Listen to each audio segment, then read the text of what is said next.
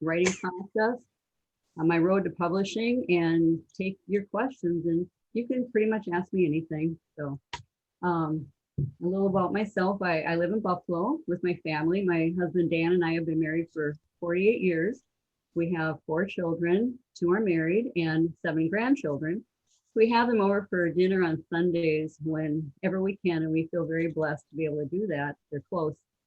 So in addition to my writing vocation, I just started my 9th year as a Wright County Commissioner with 2 years to go. It's a very challenging position, varied, more than you can imagine. So I serve on about 20 different committees, and including the Central Minnesota Emergency Medical Services, the Midwest Regional Crime Lab, State Health, Mentorship, Education, and Drug Awareness, and many others. In my former life, I spent 2 years as a mental health practitioner working with the homeless population in St. Paul, mentally ill, chemically dependent, and chronically homeless. And also worked as a corrections officer and a deputy sheriff for Wright County. So people often ask me, how long have you been writing? When did you start writing? And actually the answer is I've been creating stories since before I could read or write. So I have this vivid memory of walking in my 1st grade classroom, and above the blackboards were all the letters of the alphabet in uppercase and lowercase. And I remember, that kind of excited feeling that I'm going to learn how to read so I can write down my stories and get them onto paper. And my sister and I shared a room, and we had a little dresser with a stool on the floor and a little lamp. And after we got tucked in bed at night, I'd climb out of bed and stand on my little stool and use the dresser as my desktop and kind of write my little stories. And they pretty much all started with once upon a time. And this is how is it backwards? I spelled once, W-U-N-S. And my sister still talks about, watching me write before she fell asleep. But as a kind of a young person, a child really, I wrote plays kind of for productions for fun. And I kind of made the neighborhood kids be in my little plays. And it kept us busy and out of trouble for sure. But I always have loved books, but I was a very slow reader. It took me forever to get through a book. I would reread it because I needed to hear how the dialogue sounded. So with the characters in the books, I wanted to, I would read something and it's like, no, that's not how he sounded. That's not how he said it. And so I'd reread it, and kind of, it took me a long time to get through stories that way. And as a teenager, I wrote a lot of plays, mostly because of the interaction of the characters through dialogue. And I also wrote a lot of poetry. But I was not a voracious reader until I got to the University of Minnesota, and we got the stack of books that they wanted us to read before. Like, I'm gonna have to speed up here. So I taught myself to read faster. And as a young adult, reading really became my primary form of entertainment. I just love being transported wherever the authors took me, and just kind of, your escape from your regular life and be part of their world. So I mostly read a lot of romance novels when my kids were little. I bought like a book a day in the evening. And I thought, I wonder if I can write a book, but I didn't think that I had the patience to sit down and write a full-length book. But I thought, well, I'll give it a try. So I persevered. I wrote 2 romance novels that were never published, and also started a number of kind of mainstream books, you'd say, that I might pick up someday and get back to them, see if I can develop those into books. I've loved the mystery genre for decades, but again, hadn't really planned to write one until a family tragedy left unanswered questions about, what really happened. And I'll tell you more about that in a little bit. But when you you sit down to write, and a writer, what does it take really to create a story, to build a book? Writers have all these different processes that they go through, and listen to one author and they tell you this process, and another one, another process. But we all still have the same basic elements that we need to identify for each story. And the first one really is the purpose. I mean, why do I want to tell this story? Why do I need to tell this story? And for me, I hope that readers get caught up in the tales and the characters, and they'll maybe learn something new, but also to be entertained, taken away from their life or whatever's going on. And then the genre and the subgenre. First, for me, the mystery, my mysteries, the Winnebago County stories are suspenseful police procedurals with some psychological and some thriller elements at times. The Snow Globe Shop mysteries are the traditional cozies. So think Jessica Fletcher in Murder, She Wrote, the amateur sleuth that stumbles over bodies and just feels duty bound to solve the crime. So the setting, I think is really key to give people that sense of place. Both of my series are set in Wright County, Minnesota. Buffalo, my hometown, was originally called Winnebago Village, named for the Winnebago Indians that camped on the banks of Buffalo Lake. And I also had uncles who lived in Winnebago County, Iowa. So when I, was going to name my county, it was just natural to call it Winnebago County. And also kind of, the thinly disguised Wright County that pretty much people in Wright County recognize Winnebago County as their own. And then the Snow Globe Shop mysteries, Brooks Landing, I envisioned Buffalo when it was a smaller town back, 40 years ago. It's set in current times, but I envision kind of a smaller town when everything is basically downtown instead of, a lot out on the highways. But the names of the county and the cities, of course, have been changed to protect all the guilty. And with 300 lakes and 3 rivers, we have wetlands, wooded areas, fields. There are lots of places for bodies to turn up, and they do. So the point of view, I had never written fiction in first person before. And when I started Murder in Winnebago County, it's like I started in third person and it just was not working at all. And I just felt that, I always think this sounds weird, but I just felt that the protagonist, Corky Alexson, needed to be the one to tell the bulk of the story. And the advantage of first person is that the readers are invited into the protagonist's mind, so they know how he or she is processing the events, what their inner feelings are, their observations, their secrets. But of course, the disadvantage is that the protagonist can't see what anyone else is doing if she isn't with them. So when I worked with Murder in Winnebago County, I went back and forth between first and third person. So we see what my bad woman is up to, and then we see what the sheriff's office is doing about it. And I chose that method. It's really kind of a reverse detective. I chose that method in 6 of my Winnebago County stories, and actually 3 I just told in first person. But with that, I can still get into the psychological aspects of what drives the bad guys to commit the crimes they do. And after getting into Corky's heart and soul in the Winnebagos, when I started writing the Snow Globe Shop mysteries, it just seemed like natural for Cammie to also tell the story in first person. And then, of course, we have research, and I do a great deal of research for each book, kind of touch on some of that as I go along.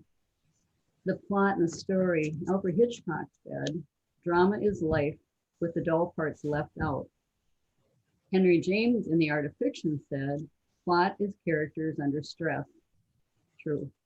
Kathy Yardley in How to Craft a Page-Turning Plot said, all plot comes from character. Without a solid understanding of your characters and without a plot framework derived from those characters, you simply don't have a sustainable plot. So, and conflict is the base of the fictional plot. What is that struggle or, between characters or the forces? What's the bad guy doing that the good guy can't walk away from? And often, conflict lies within a character, emotional struggle they're going through. With our characters, authors create characters, and they're in their mind. They live, they breathe, they think, they talk, they interact with other characters. They go to jobs, they fall in love, they commit crimes, and on. And authors know who they are. They know what they look like. But then John picks up your book, and he gets his own mental picture of the character. So he hears her voice, and he sees the way she looks when she, walks across the floor, or when she reaches out to touch someone. And John might have some kinship with this character, kind of feel a little ownership, like a lot of times we do with characters in books we're reading. You kind of start to feel like, they're yours too.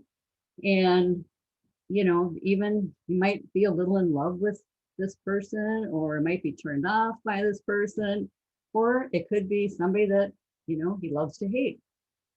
But once you put your characters into another person's hands, really they leave the author's protective cocoon, kind of like a mother who carries a child for 9 months, when she has that baby all to herself for that duration. But once you give birth, like to your characters, I mean, they just take on a life of their own, and they become kind of everybody's. And I mean, what could authors hope for more than to have people care about your characters?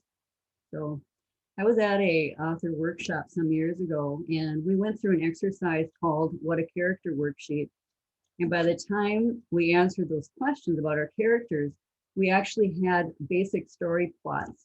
And I'll just kind of read what some of those things are. It's name, age, physical description, family background, education, occupation, goal or dream, obstacle, personality traits, strengths, weaknesses, opinion of self, friends, pets, clothing preferences, best memory, and worst memory. And I had got gone to that workshop after I started my Winnebago series, so I already had my characters pretty much in place, mentally and through notes and kind of thing. But I used this when I was developing my snow globe shop mysteries, and it really helped because I could, even though if you never use that, what their goal or dream is, or their obstacle, or some of these other things, but what they are. So I think that helps guide in the writing of those characters, because hopefully some of those characteristics will come out, because you're trying to craft their story for them. But we want to read and write believable characters, and I really feel that they're the heart of my stories. And continuing characters in a series really is like knowing people in real life. I mean, the more time you spend with them, the better you get to know them. They have experiences that shape them, and of course, in the Winnebagos, there's some critical incidents that really impact the characters. But when I'm writing, I feel like I'm kind of walking beside them, in the scene and the story. And, I laugh when I cry with them. And, sometimes I get, shocked by what they say and do. And I'll throw my hands up in the air. Quirky, I can't believe you did that. I can't believe you said that. It's like, I mean, I know I wrote it, but it doesn't quite seem like it.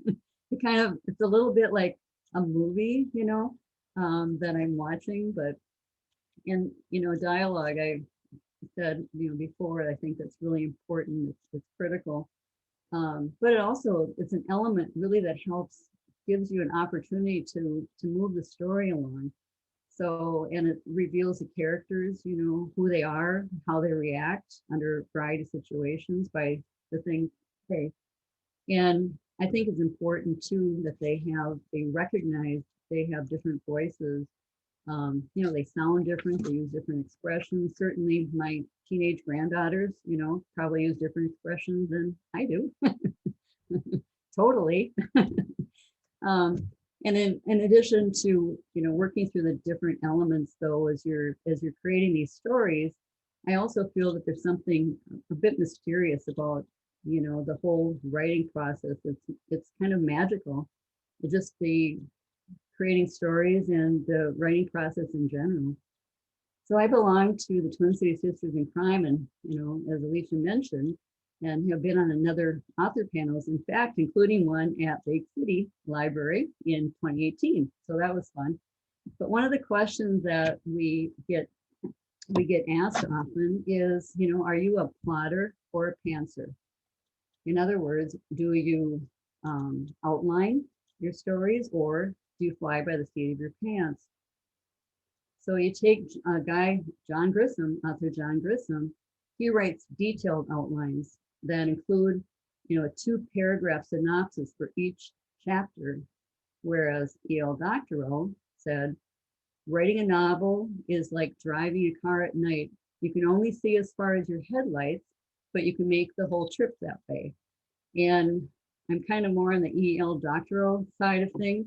I've tried, you know, unsuccessfully to do outlines for my books. I took a class at the Loft that was how to write a novel in 6 months. And the instructor taught us how to storyboard. So, you know, we had like 12 boxes on this page. The first box was, you know, what question does your book ask? And the 12th box was, what is the answer to that question? And the other 10 boxes were kind of key plot points. Well, I kind of failed that, you know, little assignment too. So I had the question, I had the answer, but you know, all the little plot points, I think I, you know, maybe filled in 5 boxes. So I still haven't quite, I didn't quite get that technique as much as I tried. But when I sit down to write a book, I've been thinking about it. So I know the basic plot. I usually know the subplot. I know the beginning. I know the general end. I always know who the bad guy is, and also some of the key plot points. So there was only one time when I doubted who the bad guy was. And I know some authors, they aren't sure until they get to the end, and it's kind of a you know, a mystery for them too. But I always know who that is because I'm working to that point. And really, each book writes itself differently because the characters and the circumstances are different. I know in my second book, I imagined a party scene, and I wrote it. I stuck it in a file, and as I progressed through the book, it's like, oh, you know, I'm going to fit that right in here, and it worked. In my fourth book, actually, one of the first things I wrote was the ending because I knew what needed to happen at the end. And so I thought, I'm just going to write it. It's fresh in my mind. And so I did. And of course, I put it in at the end. So my Winnebago County mysteries were created actually following family tragedy I had alluded to earlier. My father died under strange circumstances. And it was late July. He was being treated in the hospital for pneumonia, and he'd been given a sleep aid, one that we later discovered sometimes caused sleepwalking. But, you know, we had visited him at about 6 o'clock that evening, and he was fine, you know, getting ready to go home the next day. And we got a call about midnight, and the caller said, your dad died. He drowned in the hospital pool. It's like, what? You know, I I couldn't you know, understand what they were talking about. And what happened was he was there on one nurse's round, went missing on the next, and we'll never know, you know, why or what or how it happened. But he got out of his bed, around his bed rail. He ripped out his IV and it kept dripping, so it didn't sound any alarms. And evidenced by the blood trail, he walked directly from his room to the emergency exit and he went outside. And the newly installed alarm did not sound, even though when they tested it multiple times the next day, it would ring the full 2 minutes. So we never really had a good answer for what happened. But he went out, in the pouring rain, and he went down this fairly steep hill, fell in this pond at the bottom and drowned. And the doctors determined that he had suffered an episode of sundowning. And sundowning is when an elderly person will wake up, they realize they're not home, and they kind of have a compulsion, they feel compelled to get home, to get back to the familiar. So my dad didn't have any dementia. He wasn't depressed. So was it sundowning, or was it the drug he'd been given that caused such a bizarre thing to happen? His death was ruled accidental, but because of the circumstances, I just obsessed about, what really happened. About a year after, it just hit me. What if it wasn't an accident? What if someone did that to him? Who would that person be? What would be their motivation? So my father was a retired district judge. He was respected as fair, but compassionate, fair, firm. But he still had received threats over the years, and a fictional character was born in my mind. And L.V. Eisner actually became the first character that was created in Murder in Winnebago County. So she's a woman who has never recovered from her son's suicide while he was in prison. And she holds everyone in the criminal justice system responsible for his death. So when she sees this opportunity for revenge, she starts a killing spree, planning murders to look like suicide so their families will suffer as she has. And Sergeant Corinne Corky Alexson with the Winnebago County Sheriff's Office is my female protagonist she's had to overcome obstacles in her mother's helicopter parenting to get where she has. And she's got good instincts. She's got a great heart. She does all she can for the victims in the stories, and particularly to solve the crimes against them. And she works closely with her friend and mentor, the seasoned, smart, and sexy Detective Elton, aka Smoke Dawes. So I hadn't planned on writing a series, but as a Winnebago County Sheriff's Department characters and Corky's family members developed and fleshed, I really fell in love with them. And I knew what the next two cases were going to be based on dramatic things that happened when I worked for the Sheriff's Department. So is this backwards? No? Okay. Okay. Let's Murder in Winnebago County. So with my next book, Buried in Wolf Lake, this happened in the mid-90s. So it was up by Lake Moriah State Park, which is outside of Monticello in Silver Creek Township. And it's Buried in Wolf Lake. A dog was swimming in the lake in front of their house and came back with a woman's dismembered arm he found in the lake. And they actually found most of her body parts. They identified her. She was a prostitute from Brooklyn Park, and it's still an unsolved case. So it's tragic. But anyway, it spurred kind of the idea for Buried in Wolf Lake. They don't like unsolved crimes at all. And I mean, she has loved ones and friends. So anyway, I spent a couple of months researching, psychopath, sociopath. I mean, who does that to another person? And also dismemberment cases. And as I researched, Langley Parker came into my imagination.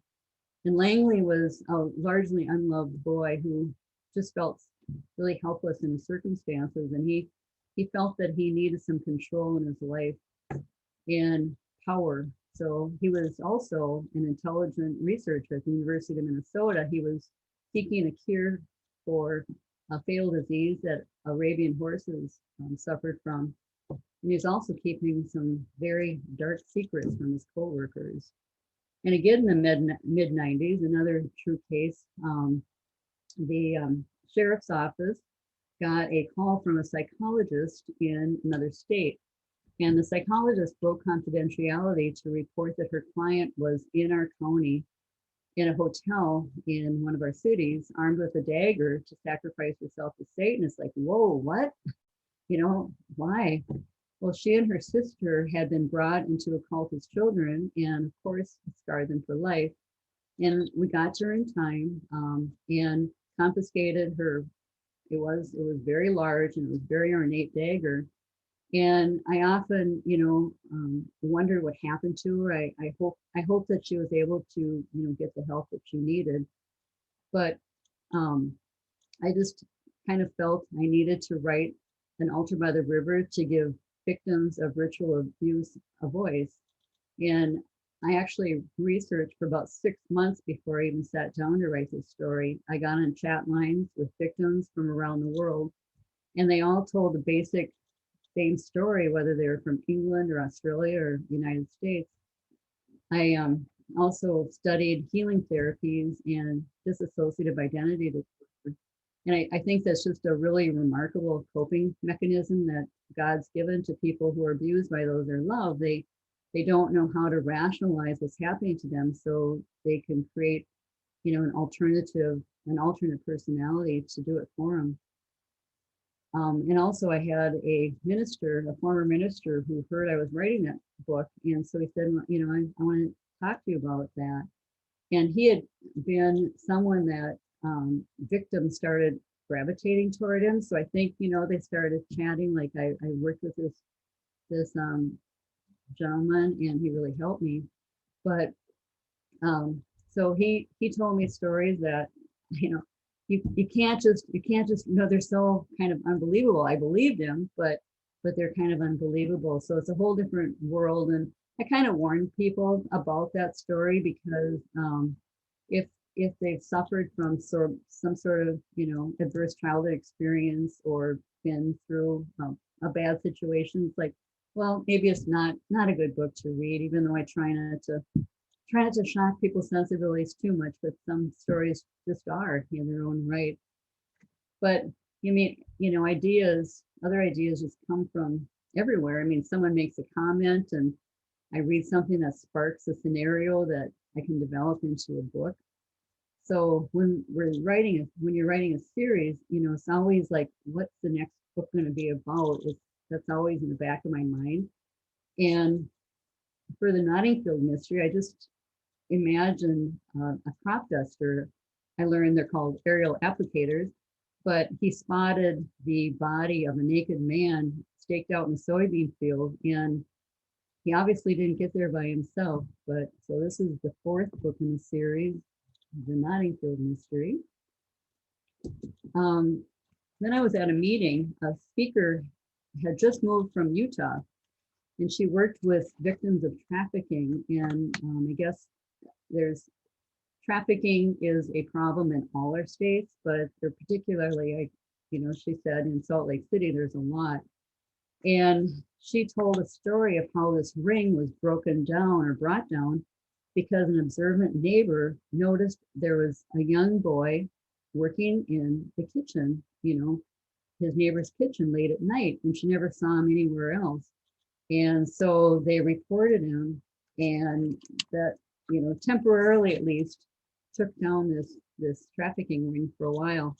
But that image of that young boy working was just so compelling that it became the subplot for A Death in Lionel's Woods. And the boys, he's my imagined boy in the story, but he becomes key in the subplot for that story.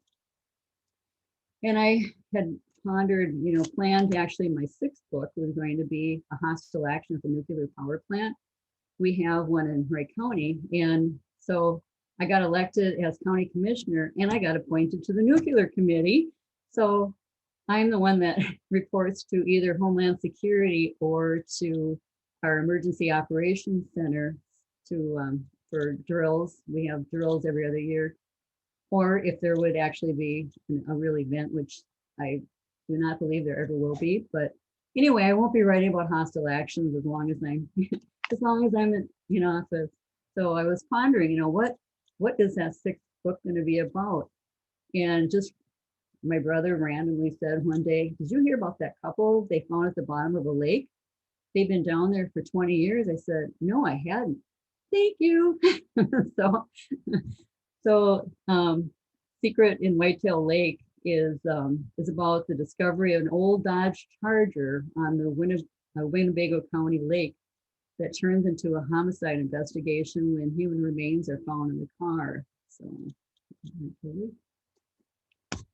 and something that I've a lot actually in my adult life, I've been interested in, what motivates people to start fires? Why would you start a building on fire? And so that's the basis for my fire center in Blackwood Township. And I had, some basic concepts of what was going to happen. But the more I researched, the more I got confused about who the fire setter was. I mean, there was just a long list of the reason why people set fires. And so I had just difficulty nailing down, is this a male? Is it a female? Is this person young? Is she or he old? And it was a real challenge for a long time, but I finally, as I was working through the book, I finally was able to identify the fire setter and get into that antagonist's head.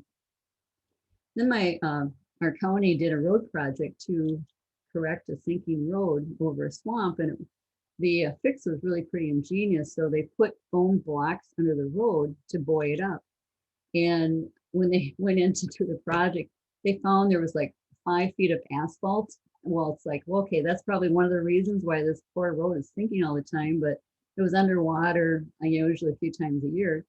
So the highway engineer was talking about it, and he said the swamp was actually a 60-foot deep peat bog. It's like, oh, a bog. I know what bog bodies look like. I've seen pictures of them. So that's what my mind, right away went into the creation of that story, and who would the antagonists be, and who were the victims, and why were they targeted? So I'm working on my 9th Winnebago, and the working title is Death to the Dealers. So we'll see if that continues on, but that should be out in this fall. But the road to publishing, like most writers, mine was long and winding. After I finished Murder in Winnebago County, I spent years off and on looking for an agent or a publisher and an editor without success. Then in 2007, one of my daughters said, "Hey, Mom, Gather, Court TV is partnering with Gather to search for the next best crime writer." And I said, "What's Gather?" And she said, "It's a social network." And I said, "What's a social network?" Well, I know now, but I didn't then. So I entered the contest, and I didn't win, but that's where I met my first publisher. And then my membership in the Twin Cities Sisters in Crime gave me an unexpected opportunity about 9 years ago. A New York agent contacted our then president, Aaron Hart, and he was looking for a Minnesota author to write a cozy mystery set in a snow globe shop. And we started talking back and forth, and I did not confess to him at the time that I'd never read a cozy mystery, but I did after we talked. And so I had to do this proposal so he could take it to an editor. And there was the series setting, an overview, an author bio, plot synopsis for the first 3 books, and what's the market for the series, comparative authors and series, and also the first 50 pages of the first book. So the Snow Globe Shop Mystery, as I said, is set in what I think of as Buffalo 30 years ago. And of course, in Minnesota, we have wonderful, scenes for snow globes, all over the state. And Cameron Brooks is the 36-year-old first person narrator. When her natural parents died when she was 5, Cammie went to live with her maternal aunt and uncle and their 4 children. It was kind of a shock to her Scandinavian system to suddenly be in this boisterous Manelli household, but she adopted and loves her family. So the Manellis own a curio shop that specializes in snow globes from around the world. Their business is housed in a 1924 brick building in downtown Oakley. And there's an archway opening to the adjoining coffee shop, Brouhaha, which is run by Cammie's quirky friend, Pinky Nelson. And Cammie lost her position as the director of legislative affairs for a U.S. senator, and there was a scandal, and she reluctantly, returns to her hometown. But the one consolation is her parents need help running their curio shop, and her mother's undergoing medical treatments. And a bonus is that she can be back with her childhood friends. In the first book, Snow Way Out, and then I forgot to show you the last 2 of the Winnebagos, but anyway, the first book of the series, Snow Way Out, Pinky and Cammie are all set to host their first snow globe making class. And Pinky discovers that their best friend, Aaron Binkerman's nemesis, Gerald Powers, is back in town. And it causes quite the stir, not only in their inner circle, but also with the class instructor, who, of course, happens to be Powers' ex-wife. And they get through the class, and after the others have left for the evening, Cammie's ready to lock up, and she spots a snow globe. It's snowing on a shop shelf, and she's never seen it before. And it depicts a man who appears to be sleeping on a park bench. And so it's kind of curious, but she starts her trek home, and it's kind of late. She hadn't really planned to stay that late. And of course, she hadn't driven because it's not that far. It's about a mile home. So she's, often walks to work. And she decides to take the shortcuts through the town park, and only to discover that that snow globe scene has kind of come to full moonlight lit life. And when she sees this man sleeping on the bench, he isn't sleeping. So he's actually proven by that knife that's in his back. So she phones 911, and her friend Mark Weston and Assistant Chief Clinton Lounsbury show up at the scene, and of course question, why is Cammie happen to be in the park at night with a dead body? But when I actually walked, my agent John Talbot was able to sell the series to, it was actually Penguin. By the time we signed the contract, it was Penguin Random House. And by the time about a year before my 3rd book came out, so this was the 2nd book, The Ice Princess, and the 3rd book, Frosty the Dead Man. And about a year before Frosty came out, they actually, Penguin Random House sold to their Berkeley imprints to Dutton and Putnam. So it became Dutton, Putnam, and Berkeley. And they drastically reduced the number of titles that they're putting out a month. So I was like a lot of authors. I did not get another 3-book deal, but it really taught me a lot working with Penguin Random House. I learned to do style sheets, which basically you write down, every street, every town, kind of every detail. So it's so nice to reference when I'm writing the next book to, okay, what's the name of that street again? And I just feel I can deliver a cleaner product when I'm done writing. And also my publisher for the Winnebagos was cutting back too, so I decided to independently publish my 7th and 8th Winnebagos, which are Fire Setter in Blackwood Township and Remains in Coyote Bog. So those are the 2 that I first published, and then I also got the rights back to my my first 6 books. And now with my snow globe shops, my agent said, I'm not going to be able to really sell your series mid-series. So I can independently publish my 4th one. And I've had actually, people ask me, when are you getting another book or not? So I am writing a 4th snow globe shop and plan to independently publish it. So I just need more time. I just need another 24 hours in a day. That will be good, but it'll happen.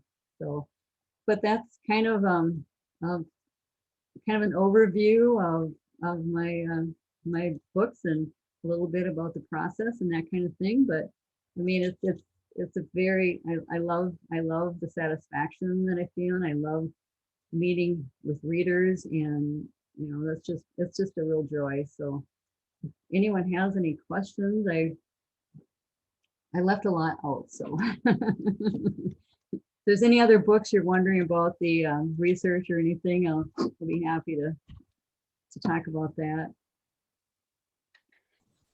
I have a question. If it's okay. Yeah. You said that you didn't start out to write a series, or you didn't plan it at the beginning that it was going to be a series, but clearly it has. And the characters, I think the character development, especially Corky and Smoke, is just so consistent from one book to the next. I mean, you almost feel like they are real people that you could know. Are any of them, do you base them on people or composites of people that you know, or are they totally fictitious from your mind? They really are fictitious, but I mean, when you know so many people, there's probably a characteristic that you appreciate in somebody, but they might have gotten in there not consciously, but it just, in the creation of these characters, it might have just been that, oh, I admire this in this person.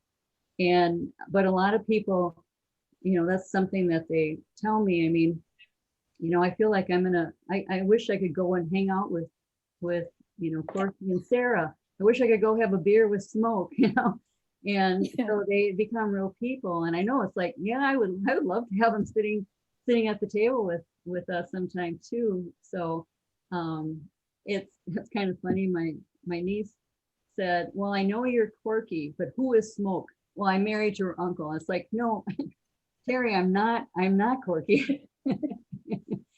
and I don't know, a person in real life who is Smoke, but yeah. So, but yeah, I mean, Smoke's like to, strum the guitar. My husband does. I don't think of Smoke and, my husband as Smoke, because he's just a different character. But it was kind of funny when I was on a run, and I was trying to, I don't know why, but I had Elton, and then I ran by a car, and it was all dirty, and somebody had written Smoke, just on the back window kind of, and I kind of went, Smoke. Oh, I think I'll use that for Elton's nickname, and then create the story of how we got that nickname in the first place. But yeah, that's a really great question. And I'm sure, like I said, there's, I'm influenced by people in my life, but nobody specific. Okay. Yeah.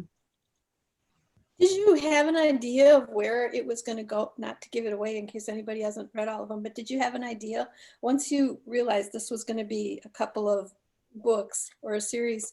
Did you have an idea where the relationship was going to go, or is that something that just kind of evolved from book to book? It evolved. I mean, it's one of those things that when I went to actually my second book, maybe after Buried in Wolf Lake, and I was at a book club, and they said, well, who is Corky gonna choose, Nick or Smoke?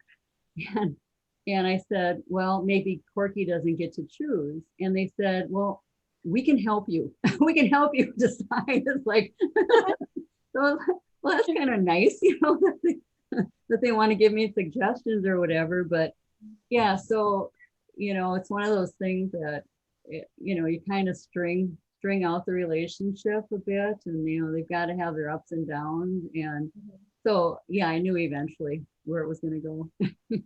Okay, thank you. Yeah, good question. Well, Unmute myself. Christine, Yeah. yeah. You said that you do a lot of research for probably for all of the books you write, All of but them. particularly for some. Yep. And you mentioned chat rooms. What else do you use for research? Does it depend on the story, I suppose? It does. I mean, it's, even though things that you think you kind of know about, I mean, for Remains in Coyote Bog, I did a lot of research about the different types of wetlands in the county, even though I kind of know about them anyway, the different, types, but I still want to be accurate. And I also read about ground penetrating radar and, the different types of boats. I mean, what kind of a boat can you take into a swamp? And so there, all those kinds of details that for my first book, I really didn't do much research at all. I didn't have to because of the book that it was, the story that it was, and it wasn't as complex as when you're doing research on, what's the impact on a body that's been underwater for 30 years, and some of those kinds of things that can take, yeah, it can take a long time. And I think I told Alicia this when we talked yesterday. It was like, research, all of a sudden you're researching one thing and pretty soon, 2 hours later, you're off on some other, because one thing kind of leads, oh, this kind of leads. So, yeah. And Julie, do you have a question? Can you hear me? Yeah, I can hear you. Okay. It's fun hearing you talk about Wright County and the nuclear plant. I was an elementary administrator in Big Lake Oh, for 25 years. wow. And in the 90s, there was a murder. To find out, it was a parent I had just seen the day before and talked to her son, nice lady, and another parent had evidently murdered her, but it took a while to figure out who it was. Okay. So if you ever need a story topic, check that out. Yeah, It was actually, really, that all brought that. I hadn't thought about that in years, but that I was, had talked to her the day before. oh, wow. Yeah, and she was, I mean, the baby was in the next room, right? In Yep. the crib. So, Oh, you yep, did. I remember when that happened. And actually, I had taken a class with Everett Doolittle, who worked for the Bureau of Criminal Apprehension. He's retired now, but he was, one of the investigators in that. And, so he had actually kind of highlighted that in one of his talks. But yeah, that was just the saddest thing. Really sad. Yeah. Yeah. And I knew the killer too. Well, yeah, I think he wasn't really necessarily somebody that anyone would suspect. No, but he was creepy. Yeah. He was just creepy. Yeah. Some people have the big creep. Yeah. So, wow. Yeah. Thank you for asking that. Well, it's funny that you would kind of know, but yeah, it was sad. Very Mhm. sad. Yeah. Yeah. It took a long time to get that solved.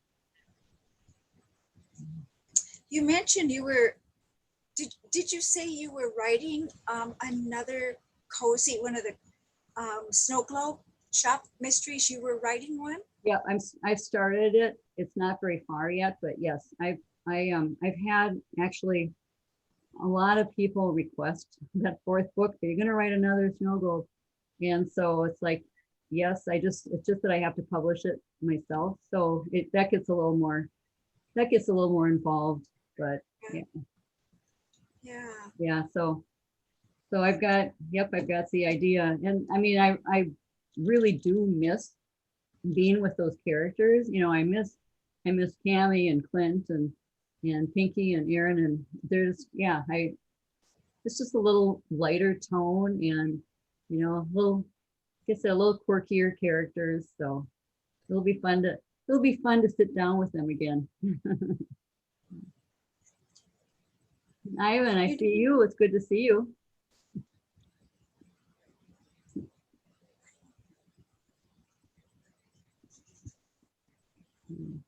So you're doing another cozy and you're doing another Winnebago Yes. in the Yep. 6th at the same time? Kind of back and forth a bit, but more right now I'm pretty much concentrating on the Winnebago. So trying to get that cracked out so I can concentrate more on yeah. So When do you think that'll come on? I'm hoping to get them both out this fall. Yep. Oh, okay. Great. Who's your publisher for the Winnebago series? It was actually, I'm self-publishing them now. What happened was it was Second Wind Publishing of the startup company. And I think he was having some issues. So he shut that down and opened up another one and maybe hoping that it would be better, but it wasn't. So he pretty much backed away. And that's why I decided that I had to independently publish 7 and 8. And also he didn't question me when I asked him when he writes back to my first 6 books. So I got them. I got them now. And how does a book become an ebook? Ebooks, all you do, well, it's not all you do, but when the books are, you do what's called a nuclear, I forgot what the nuclear after that is, but you go through the document and just remove all, any tabs or anything that wouldn't, would interfere in the formatting of it. So it's really pretty easy. I'd have to review that process again, and then you just upload them to, I've got my ebooks are on Amazon and also on Smashwords. Smashwords distributes for Barnes and Noble and Kobo, which is the format that supports like local bookstores. So and they have a lot of, I don't even know, there's a long list of digital formats that they provide for. So it's a good company, and so both it's pretty easy. It's pretty easy after you kind of get after you've done it once and if I remember how to do it, then it'll be easy again.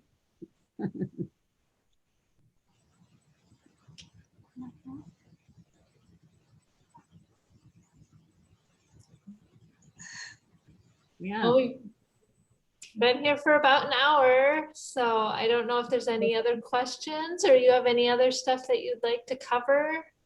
Yeah, well, a lot of times people say, where do you get the names? Where do you get your names? Oh, sure. And one thing that I want to make sure when I have bad guys and bad women that I try not to use a real name. So when I'll come up with a name and then I'll Google that person's name, and hopefully it's not a real person. And especially, if it's somebody that's, famous in their field or something, that I might not know of. So, so that's always a little tricky, but just sometimes, I will look online to see what's an age appropriate name for people too.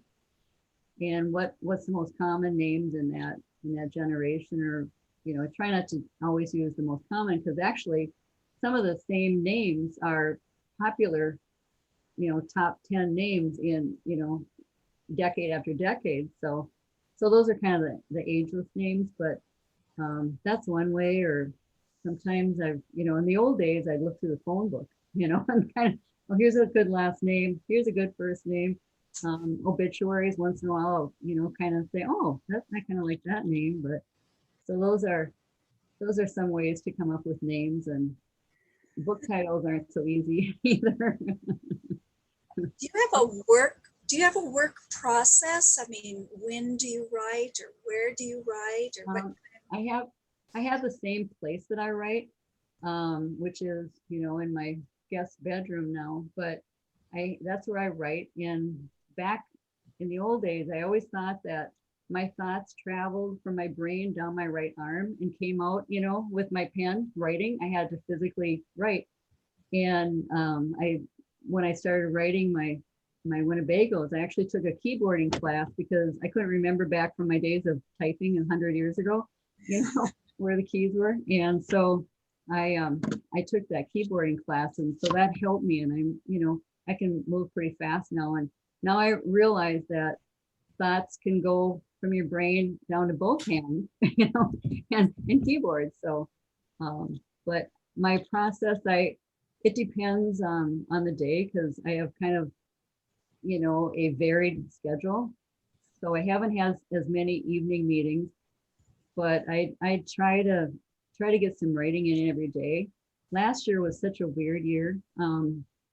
And we bought a house and we were doing a lot of remodeling. So that took up a lot of the year. And then plus with all the different kinds of responsibilities we had as a county board, it was, I was kind of off, really kind of didn't feel very creative last year because of so many things that were going on. So I had a little trouble. I tried to get my writing in, but it wasn't working so well. But there are days when I'm really, if I have the day, like say a Saturday, when I was writing Altar by the River, I ended up the last week, I was probably writing between 16 and 18 hours a day. And I mean, I just was, actually praying that I wouldn't get sick, but I was, thought I just had a couple thousand words left to write, and it ended up being like 14,000 more. So I really was putting in a lot of hours. So I tend to be kind of varied. I look for the time when I can actually just get up in the morning, and this is my job. This is what I'm gonna do, is, sit down and write. So, and get on more of a regular schedule. Looking forward to that. I kind of envy when people say, yep, I get up and I have my coffee and I work from 8 to noon, and then I take an hour off, or some people write in the evenings or whatever, but I'm looking forward to those days.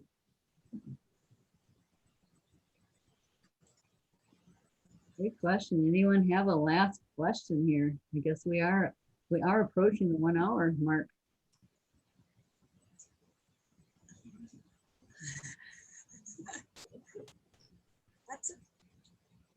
Oh, I didn't even see. I've got 2 other people that I didn't know was there. Hi, Adrienne. Hi, Jean.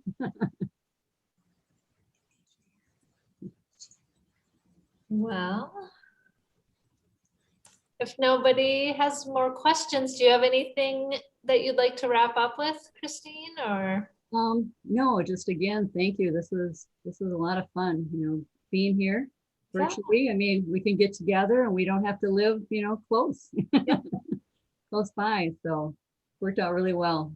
Great. Thank you so much for doing this. It's been wonderful to listen to the different Minnesota authors. It's really been a fun series. Well, thank you. Thank you.